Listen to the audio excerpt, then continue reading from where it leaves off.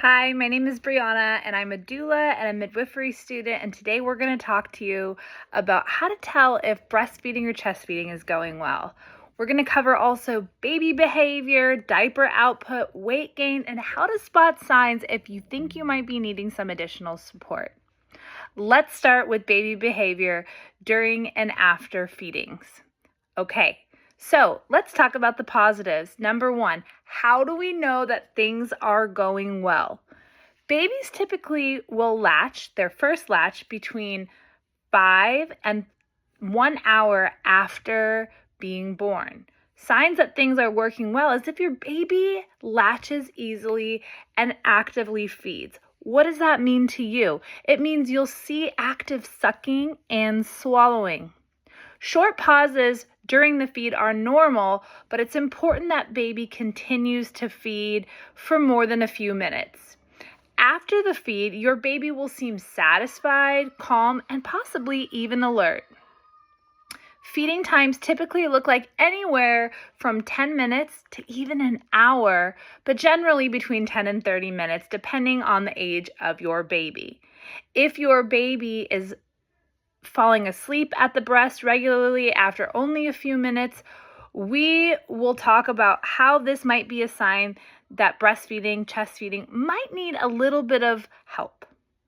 Other signs that you might notice is that your baby refuses to latch, or that when your baby does latch on, it's very painful at your breast. Your baby might also seem fussy or unsettled after every feed, and sometimes feeds are very, very short or consistently very, very long. Now we're going to talk about diapers. They are a great method for tracking if your baby is getting enough milk. We say that in that first week of life, your baby should have the same number of wet and poopy diapers for the numbers of days old that they are. So that would look like on day 1, they would have 1 pee and 1 poop diaper. And by day 5, your baby should be having at least 5 to 6 wet diapers. And those poopy diapers are happening equally as much. Typically in the beginning, in that first phase, you will see a black tarry type poop called meconium. And when that subsides after your milk fully comes in, stool should look soft, yellow, sometimes even grainy looking. Things that are concerning would be less than the noted numbers of pee and poop diapers.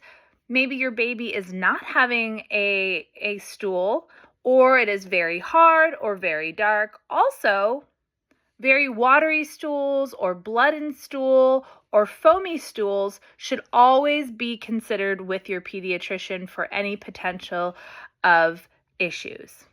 It's very easy and helpful to download an app or just with a paper and a pencil, keep a log of how often you're feeding and how often your baby is having wet and stooled diapers so that you can notice any changes that are happening quickly. Another important component of this is weight gain. Weight gain, good signs of weight gain are that baby is gaining weight after their first week of life. More often than not, babies return to their original birth weight by 2 weeks of age.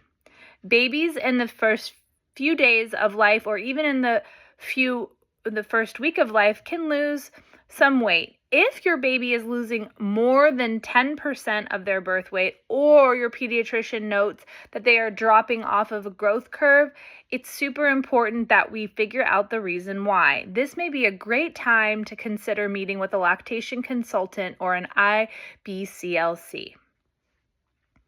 How do we shoot for the best opportunity for success in feeding your baby? I would offer you this advice. Feed your baby at least 8 to 12 times per 24 hour for the first few weeks. That looks like no more than 2 to 3 hours in between feeds. Watch carefully for sucking and swallowing and jaw movements of your baby.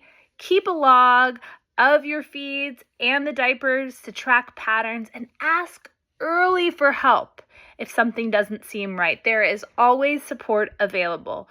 And remember that each baby, each pregnancy, and each feeding journey is very, very different. The goal is to see your baby grow and be satisfied, and for you to have a happy, healthy baby and parent. Hope this helps. Bye-bye.